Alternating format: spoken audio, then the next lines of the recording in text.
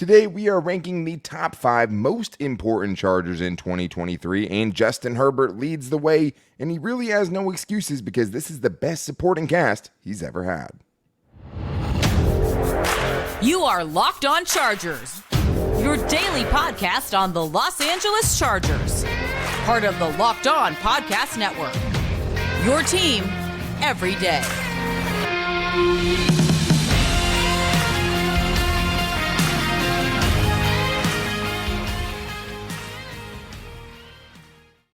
What is up, and welcome into the Locked On Chargers podcast. I'm your host, Daniel Wade, joined as always by my co-host, David Drogemeyer, and we've been covering the Chargers together now for 7 seasons, but this is our 5th season as a host of the Locked On Chargers podcast, bringing you your team every day. Thank you guys, as always, for making us your first listen, and to make sure you never miss the show, go subscribe or follow for free on YouTube and listen wherever you get your podcasts. David, what do we got today?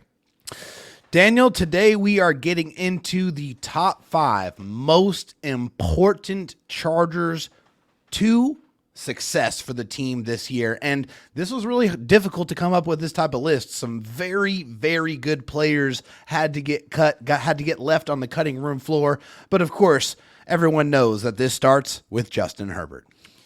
Yeah, and I mean, it's so obvious, and we wanted to kind of think about, different ways to talk about Justin Herbert because you've already had all the superlatives. But when we were talking about this, one thing we thought about is like, this is the best supporting cast that Justin Herbert ever had, right? Like, he came into the league and it was Dan Feeney and Forrest Lamp and Sam Tebby on the offensive line, right? You had just Keenan Allen and Mike Williams who were, in and out of the lineup.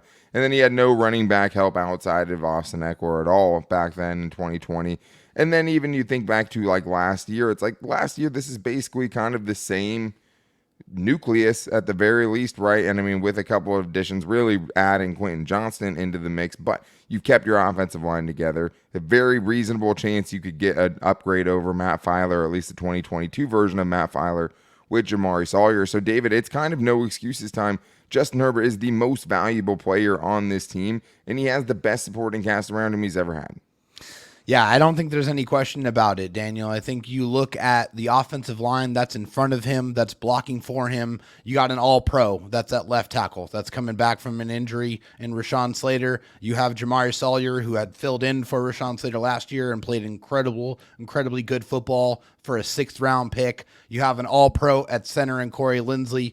Then you have your right guard, obviously Zion Johnson, and then you have your newly signed Trey Pipkins at right tackle, and these guys are all signed for 3 seasons, so you're able to have some continuity there. And then you look at the weapons, and it just seems like it's endless. It's Keenan Allen, it's Mike Williams, it's Austin Ekeler, it's Gerald Everett, it's Quentin Johnston, it's Jalen Guyton, it's Josh Palmer, Darius Davis. There is so many different types of weapons that the Chargers have, that Justin Herbert has at his disposal to be able to attack opposing defenses. Yeah, now Zion Johnson will actually, move to left guard now. Excuse me. Jamari Sawyer slipping in at right guard. And I think that, just as far as, Zion Johnson could be an improvement over Matt Filer at left guard. But Jamari Sawyer, I mean, just having him in the lineup, finding a way to keep him in the lineup, I think as far as, you lost Matt Filer, but you still have Jamari Sawyer. So it's hard to, say that took a step back at all. And, plenty of weapons. He most likely has had the best offensive line he's ever had, right? There's a couple question marks, but, I mean, it seems likely. Zion should even make a jump this year, right? I mean, he's going back to his more natural position. Yeah. Best group of wide receivers that Justin Herbert has ever had. I mean, you think back to a wide receiver like 3 and 4 when he started were Tyron Johnson, right? And also Jalen Guyton. Now Jalen Guyton's wide receiver 5, maybe, right? Yeah. Like, I mean, in this lineup right now. So I just think at this point, like, you have all of the pieces needed. And like the other thing here, David, is like Justin Herbert, we know if he misses, 10 games, the Chargers are toast no matter what, right? That's why he's the most important player on this team. Without him, basically, no matter who your backup quarterback is, you're having such a gigantic drop-off. But that's not even like that's not even where you have to start anymore, David, because it's not just about if he's playing. He has to play great. That is the precedent he's set for himself now. So it's not even just him being on the field being important, but him being himself, him being Justin Herbert, him being great. This team has to have it for them to have a successful season. Yeah, I mean, Justin Herbert statistically through his first 3 seasons, I mean, some of the most prolific numbers ever put up by any quarterback in NFL history. And yeah, that's a really, And that really resulted high in how bar. many playoff berths, David? One.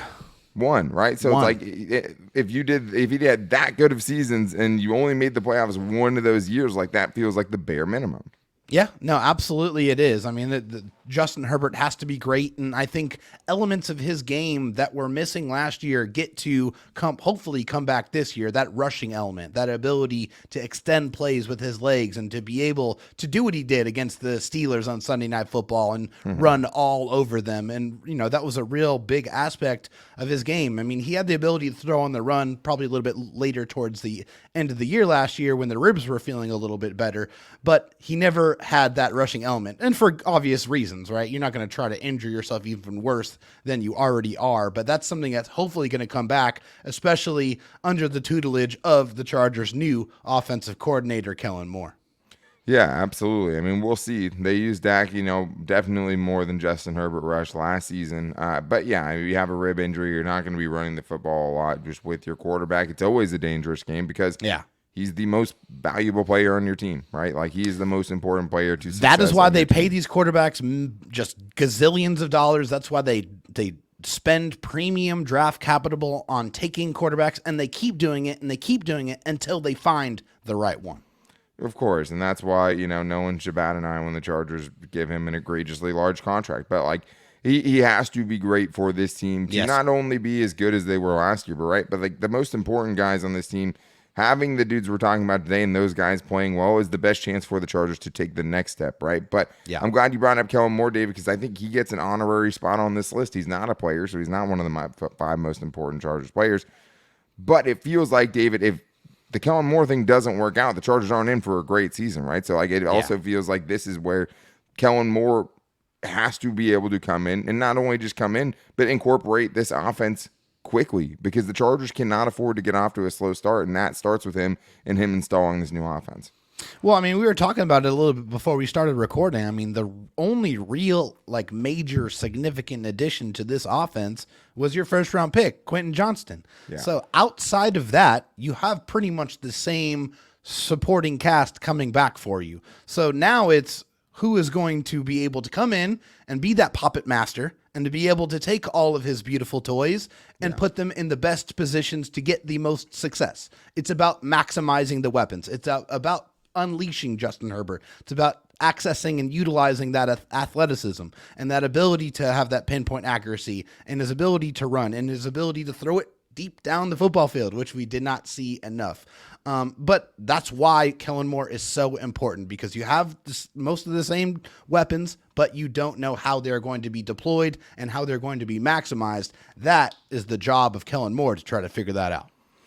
Yeah, I mean, like you said, like if this offense is going to get better and it's just not Justin Herbert taking his game to the next level, which, let's be honest, like there's only so much after that. It's basically, if he gets any better, he's borderline Patrick Mahomes. Like that's just kind of where the tier he's at. He's in the tier right below that, as far as I'm concerned, right? And I think you could also say this is one of Kellen Moore's best offensive casts he's ever had. It depends on how you feel about Dak Prescott.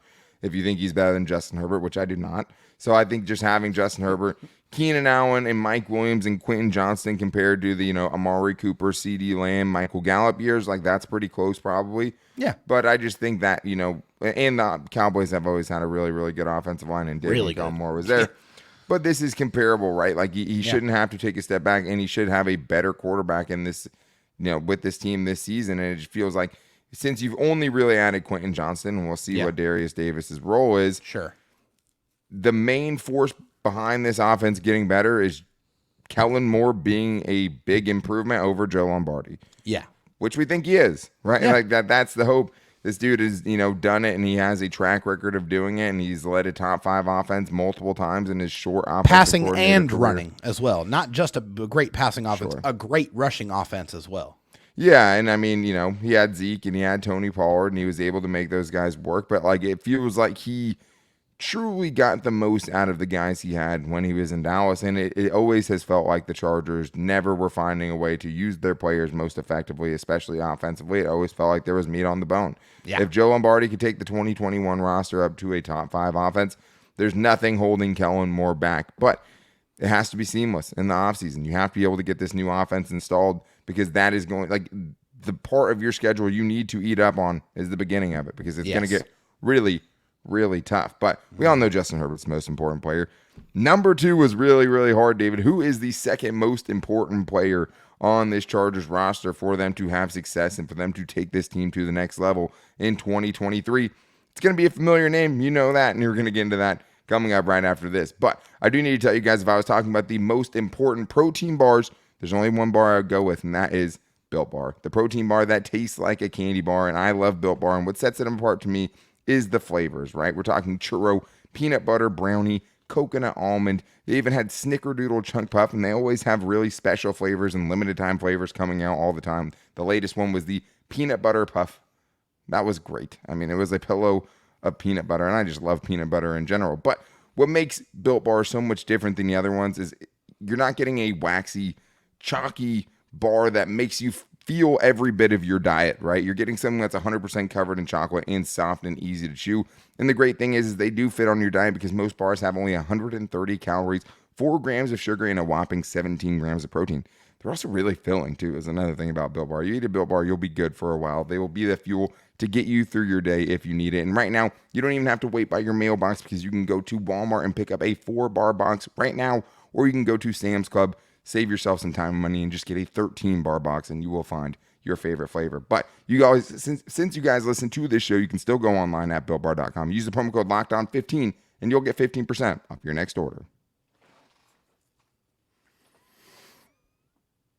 All right, David, we are doing the top 5 most important Chargers players to a successful season in 2023. It got tough after one. Everyone knows one. It's Justin Herbert, and we talked about all the reasons for that. But number 2, we had to battle this out. We needed to come to a consensus between the two of us. Who did we end up selecting for the second most important player on this Chargers roster? It's Mr. Everything on the defensive side, the guy who does every single thing you ask him to do, and not just do it, but do it at an extremely high level. That is the former All-Pro as a rookie, Derwin James. Yeah, absolutely. I mean, we had to come to that, and like, it makes sense because not only is he your biggest leader, right? What he's bringing to you as far as just leadership and being the biggest vocal guy that they have on this team. It's also, David, like, he wears the most hats. He covers the most deficiencies. Yep. And he's really, really good at everything. Yeah. That's what I'm saying. It's unbelievable. I've never seen a guy be able to line up and rush the quarterback better than some guys that do it full time all year round. And the physicality that he rushes with, the ability to split out wide and go take on a number 1 wide receiver and be able to lock him down like he was able to do against DeAndre Hopkins and pick off Kyler Murray there, which was unbelievable. Him also able to cover your great tight ends like Travis Kelce, although lately it hasn't been too great, but he has had back and forth phenomenal moments there. I mean, Travis Kelce is fantastic. So Hall of Famer. You're going to win some, you're going to lose some against the great players of the game. And then, of course, what he does on the back end, his instincts, just the attitude that he plays with, the ferocity, that aggression he brings to the defense, all of those things are reasons why you just love Derwin James. Yeah, you have to love him. I mean, he's as lovable as it gets, but he also has that dog in him too. And I think that's the great thing about Derwin James. He is one of the faces of this franchise for good reason. And it's not just all mouthpiece, That's not the only reason why. That's a part of it. He is a great leader, and he told us that even when Melvin Ingram was saying, calm down, young buck, you got to earn that title, and he, got it as a rookie. But I think the other big thing here, David, that he didn't talk about is depth. What's behind him, right? Yeah. Right, like right now, he's supposed to be lined up next to Alohi Gilman, and you can have question marks about that very fairly. But behind him is J.T. Woods, Raheem Lane, maybe Mark Webb. 2 of those guys are either a 7th-round pick or an undrafted free agent. Like, he has had some injury history in the past. We have seen seasons and defenses get derailed because of the lack of Derwin James. Having Derwin James on this 2023 roster healthy is definitely one of the most important things that can happen. He can rush, he can cover, he can defend against the run. Not only can he tackle, but he has the ability to make game-changing hits, but he is just a game-changing player. He's one of the guys that can make the most game-changing plays, and he just really has the most ways to affect the game. Like, Yeah. Joey Bosa is great. Edge rushers are great. Khalil Mack is great. Yeah. Those guys are only, they can stop running and pass, of course, but like it's just different when you have somebody who can line up in so many different spots and cover they're up. limited on where they can go, right? Yeah, of course. I mean, Joey Bosa can line up inside, sure, but he's not going to be covering receivers down the field, right? No. Like Derwin James can do what Joey Bosa can to an extent, and Joey Bosa can't do all the things that Derwin James can do. He is that good of a player. He is so important. One of the wildest takes of the 2022 season last year was that the team was better without Derwin James. It's insane. Look at his stat sheet. Look how just crazy multiple it is. 115 tackles, 5 tackles for loss, 2 forced fumbles, 4 sacks as a safety, mind you, 6 passes defense, and 2 interceptions. That's stuffing the stat sheet. That's every single thing that you need someone to do. He can do it. And it shows right there. Yeah, he does. He did it. He has done it, and will continue to do it if he's out there for you. And still somehow, David, I almost made him number 3 because of the next guy that we're talking about here. And last year, you saw how important this dude was, even when someone filled in admirably in his shoes. And that is Rashawn Slater, David. I think one of the most underrated additions this offseason is getting this dude back in the lineup. That's just how good he is. And I think when you look at his stats, and I don't like to use PFF all the time, but I love this one here. After the 2021 season, his run block grade, 80.2. Pass block grade, 80.3. It does not get more consistent than that. That is what Rashawn Slater brings to the table. He is so technically sound. He is so strong. He is violent against the run. Like him and Matt Filer were road grading guys on that left side when they were both healthy. Like that's what they have. That's what he has the ability to do. And then of course the numbers as far as pass protection are just stunning. 752 pass blocking snaps, 4 sacks given up, only 6 hits, 26 pressures. And of course that season ended with him earning second team All-Pro, only second to the consensus number 1 left tackle, and that is, of course, Trent Williams. Yeah, I mean, those are from the 2021 season, obviously, because last year he missed 14 games, right? And, it's crazy because you still felt it so much, even though Jamari Sawyer came in and played well, right? Just playing well isn't Rashawn Slater. And, Jamari Sawyer did fantastic. It's just not the same, right? And, he's another guy where he's impacting so many parts of the game because not only is, arguably he your best pass protector, it's between him and Corey Linsley. He hasn't given up a sack in 8 years or something, so it's hard competition, a little different. But he's probably their best run blocker, right? Yeah. And they really felt it in the running game last year when he was not in the lineup. And I think besides that, he's also the dude protecting your most important player, right? That's why he's part of the reason he's top 3 on the list is because he's the main man tasked with protecting number 1 on the list, Justin Herbert. And I think that, being able to help in both facets of the game, I think you could have easily made him number 2, and I do think, him and Derwin James, obviously, since we live in a world that Patrick Mahomes exists, have the best shot at being the best player at their position. I think Derwin James, you could probably make the argument for it. Rashawn Slater, don't lose a step, Trent Williams, because Rashawn Slater is going to be right there on your heels because, that's how good this dude is. Came in as a rookie, was an All-Pro as a rookie. He's fantastic. Not only that, Daniel, but you have to consider how long the Chargers had to look to find the left tackle that they finally have now. And I've been watching the Chargers for 30 years, pretty much since I was a baby, okay? Yeah. And it seems like they've been looking for a left tackle for almost that entire time. Obviously, I'm being facetious here, but to have somebody the caliber that they have now, it's just such a godsend. He is amazing, and he is an incredible difference maker, and you're going to see it again this season. And he's irreplaceable. That's just what it is. Jamari Sawyer did good. This dude is just irreplaceable, and having both of them, even better. So his health is so important if the Chargers want to take that next step. They want to be a contending type of team. It doesn't happen without an all-pro version of Rashawn Slater. The good news is he could be 35% worse than we saw him as a rookie, and he'd still be a top 5 tackle.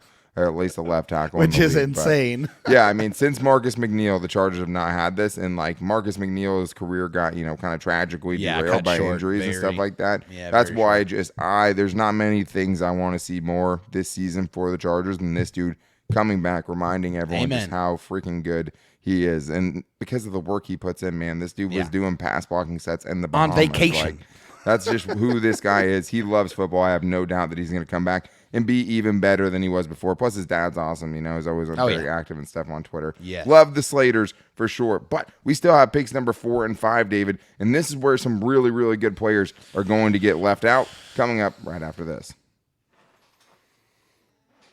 David, now it's getting to the nitty gritty. We're getting to the 4th and 5th most important players on the Chargers, which might seem kind of, very subjective for sure, but how important are the 4th and 5th players? Very, very, very important. Very. And they're going to have a huge impact on what this Chargers season is in 2023. And if they can hit the lofty goals that they really have a talented enough roster to hit.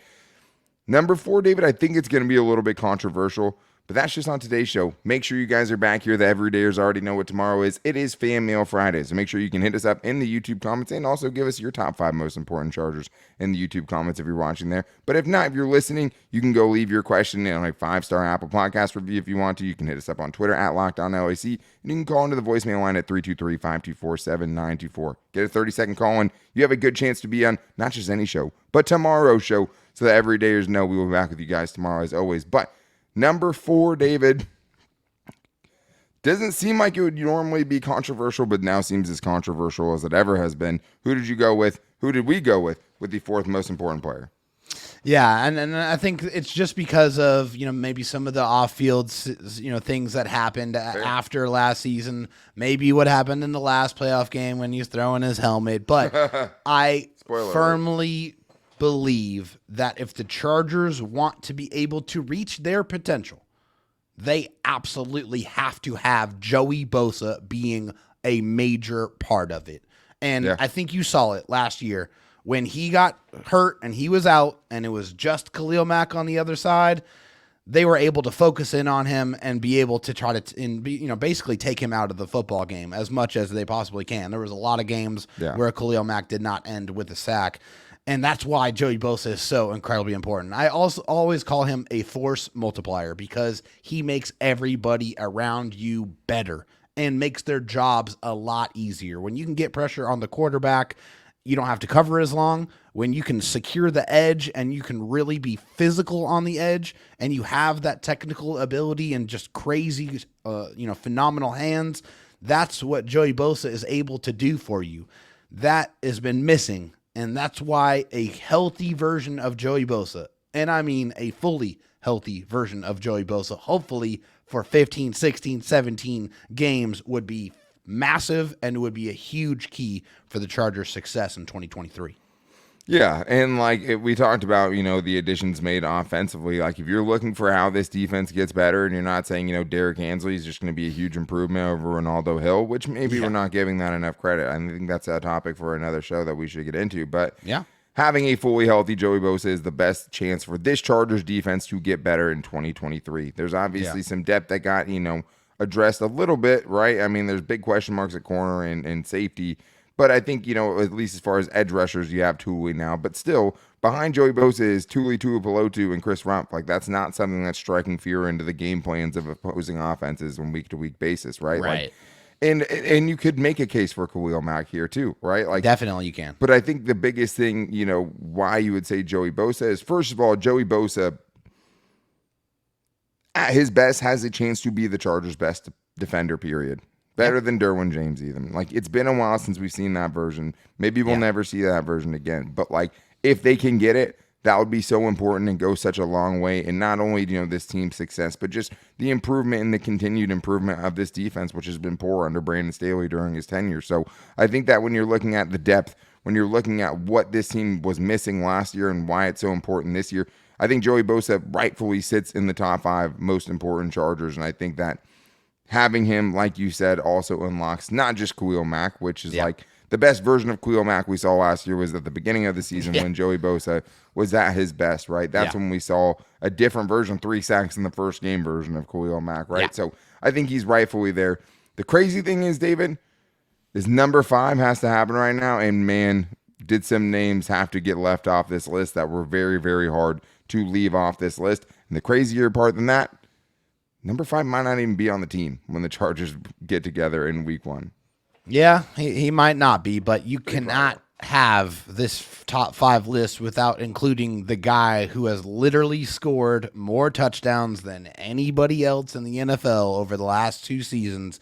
And of course, I'm talking about the spectacular running back, Austin Ekeler. Austin Ekeler has been very, very important to Justin Herbert. He's been one of his main safety valves, a guy who has just been just a joy to watch. I mean, he's so incredible in the open field, pound for pound, one of the strongest guys on the team, one of the leaders on the team, and the production. The production speaks for itself. 1,637 all-purpose yards just from Austin Ekeler. Almost 1,000 yards rushing, 915, which with a very good yards per carry average, 4.5, 13 rushing touchdowns. And then, of course, you have the receptions, 107 receptions, over 100 receptions, 722 yards, and 5 touchdowns.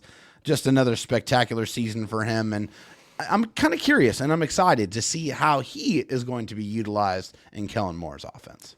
Yeah, I think that's a big part of it. I'm excited to see him hopefully in a less taxing, more efficient role where you can kind of see, him have that full juice. Not that he doesn't, for the whole season, but just taking a little off his plate is something we've been begging for the last few seasons. And guess what? If you don't think Austin Ekeler is good, look at the last 3 running backs the Chargers have drafted. It's not easy to find a good running back. They still haven't been able to do it since Austin Ekeler has taken the role over from Melvin Gordon, who you could say wasn't even a good pick in the first round. Was not. I'll just say it. Was not a good pick in the first round. So, he's constantly disrespected, and he has brought some of this on himself with the contract demands that he has this year, at least as far as the grief from the fan base. And let's be honest, he deserves a raise. Is he going to get 10 plus million? I don't know. Probably but also, what about the durability and the longevity that this dude has shown, right? Yeah. He took on a borderline bell cow running back kind of role with this team as a dude who's always been undersized and has outworked his size and the problems that come because of it, right? He's good between the tackles. If you read something different, send it to me because I think it's wrong. Because this is good in between the tackles. I think the scheme they're going to is actually going to fit his skill set better than the one they had with Joe Lombardi. Yeah. And I just think, David, that if you don't have this dude, if he falls off a cliff, like you've seen younger players than him, like Ezekiel Elliott, like Dalvin Cook, like Todd Gurley once upon a time, this offense gets hurt massively if they don't have him on the field. I think he's crucially important to this team. He absolutely is. I mean, Austin Ekeler is a top 3 receiving running back in the NFL. And honestly, he's probably 2 if you're putting Christian McCaffrey number 1. And I think that's maybe arguable with Austin Ekeler, with the production that he's put up receiving-wise the last couple of years. I think you can definitely make an argument. But he is one of the best pass-catching running backs in the league, and he's a weapon. And I think that's why his skill set translates, and that's why he's so important to Justin Herbert, because of that aspect, to be able to catch the football out of the backfield, be able to get to those tough yards. Hopefully there won't be as many checkdowns to Austin Ekeler this year in the offense, but you can trust him. He's going to be able to catch the football and make something happen after the catch. Well, who's very hard to trust right now? Joshua Kelly and Isaiah Spiller for different reasons, right? Yeah. But the depth is important as well, and there's 2, decently sized question marks that are behind him on that in that room. And the other thing is after that you go to Larry Roundtree. So that's all it really needs to be said. I think to me though, David, easily the hardest person to keep off this list, Keenan Allen. And I think you could make a case, man. Not only for Keenan Allen to be on this list, but Khalil Mack, as I said, with the Joey Bosa conversation. And also you could throw Corey Linsley into the mix there as well. Because last year, you want to talk about, really helping in multiple facets of the game. This dude makes both of your guards better. This dude makes your quarterback better. Yeah. He was hard to leave off. But Keenan Allen, you saw how big of an impact him missing last year was. And I honestly think having Quentin Johnston and drafting Quentin Johnston probably pushed him off this list, because now the depth at wide receiver is hugely, favorable compared to what you saw last year. This is a much deeper room. Yes. That you saw what the team looked like without Keenan Allen for most of the year, and they still went 10-7, right? Yeah. You saw what they looked like with a healthy Khalil Mack, and no Joey Bosa, and they went 10-7 and made the playoffs, right? It was a struggle, but Keenan Allen was, for me, the hardest one to not put on this list because I think he has a great case for it. And he's at a more valuable position than like a running back, per se. That one was really, really tough for me because I love Keenan, and you saw it too. I mean, everybody saw it when he was off the field dealing with that hamstring, and then when he came back and how productive he was after he came back and was healthy, I think is another reason why you see how important he is. So, and just the safety valve. I mean, he is just automatic on third downs, and you don't have anybody else that has that kind of chemistry with your quarterback. So yeah, that one was really, really tough and took a lot of consideration because he is extremely important. But yeah, that room looks a whole lot better now. Yeah, and I mean it's not a bad thing when you have a few guys that really, really are pushing for the top 5. The Chargers have a lot of very good players, right? And they all need to kind of step up for this team to get to where they want to get to. It has to be better than last year. That happens with health, right? But all of these players living up to what they should be doing and living up to the standards that they've set for themselves. If they do that, the Chargers should not only, have a good season, but they should be better and they should be a contending team if they can get all these things to happen. But hard to really, leave some of the dudes off this list for sure. But these players that we talked about easily, right? If you miss any of them, if you trade Austin Ekeler, that's going to hurt you dramatically, right? Offensively and how you do things. So I think that all these guys are hugely, hugely important for this upcoming season in 2023. But that is going to do it for today's show. Make sure you guys are back here tomorrow when you get to put your finger on the pulse of the team and tell us what to talk about because it's Fan Mail Friday. So if you guys want to get involved, the everydayers already know, but you can hit us up on Twitter at LockedOnLAC where we post the show every day as well. You can hit me up at Dan Talk Sports, or you can get into David Drogmeyer's DMs at DroTalkSD on Twitter. And you can also follow us on Instagram at Locked On Chargers and find the Locked On Chargers Facebook page, which is also where you can ask questions in any of those, places too. You can also do it in the YouTube comments as well. But to make sure you guys don't miss the show tomorrow, make sure you're subscribing to the Locked On Chargers YouTube channel and also following the show wherever you get your podcast from and listening there. You guys can also call in and get your voicemail in for tomorrow. You can do that at 323-524-7924. You give a 30-second Chargers question. There's a good chance you make it on the show tomorrow. But we will talk to you guys then. Until then, take it easy and go Bolts.